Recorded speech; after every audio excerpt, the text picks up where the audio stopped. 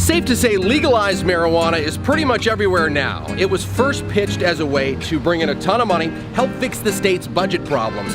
Things got off to a rocky start, but now 4 years after the first gram was sold, there are 60 retail stores in Seattle, like Have a Heart in Greenwood. We have drinks, chewables, we have sugar, indica. You want to think of indica. Excellent. Blue Dream, probably one of the most popular strains throughout. You can still get things done. You can go grocery shopping. So there's a lot going on, but say you want to go to the grocery store, then go to a movie, and you pick Blue Dream. The state of Washington imposes a 37% excise tax on all sales. Thank you very much for coming in to Have a Heart, and have a great day. Pot is more than $1 billion industry in Washington state now, and it appears many underestimated the appetite for pot. The state last year thought it would take in $120 million in that tax revenue.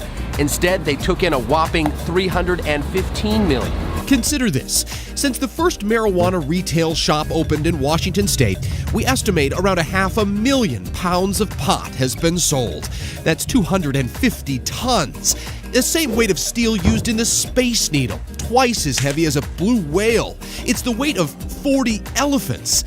Okay, you get the point. But when compared to the entire state tax picture, marijuana makes up just a sliver of the more than $21 billion coming in. Still, $352 million in marijuana taxes this fiscal year is a lot of money, but can disappear pretty quickly when it's divided up.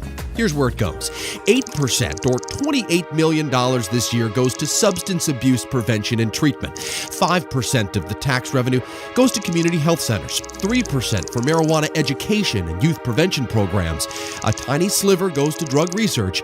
And the biggest chunk, 61% of it, or $216 million this year, helps the state pay for the cost of health care for low-income families. So it makes sense more people would use it, right? More adults do use it in areas where sales are up. But what about the kids? The newest youth survey in the state found that the number of 10th graders using marijuana in the past 30 days has actually increased since 2002. But look, right here in 2012, when it became legalized, that number started to decline ever so slightly. And in fact, in 2016, the latest number, 17% of 10th graders used it in the past 30 days.